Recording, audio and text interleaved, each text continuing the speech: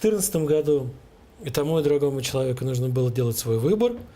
В 2014 году уже стало невозможно каким-то образом юлить, каким-то образом здесь пытаться между капельками прошмыгнуть и быть и нашим, и вашим. И вот Норкин сделал один совершенно очевидный выбор, вот совершенно очевидный, встал на позицию человека, который ну вот прямо же насмехается и над украинской государственностью, и над судьбой Украины, и над судьбой крымских татар, которые оказались, но в оккупации, будем говорить. Вот Норкин совершенно четко занял вот это журналистом легкого поведения. Занял эту позицию. Да. И с другой стороны, Орхан Джемаль, с которым мы тоже работали в одной редакции, и который тоже в 2014 году сделал очевидный выбор и стал совсем на другую позицию, стал на прямо противоположную. И вот я сейчас на это смотрю, и с тем и с другим человеком я когда-то работал, и с тем и с другим человеком мы в редакции там по утрам встречались, вместе кофе пили, руки жали и так далее.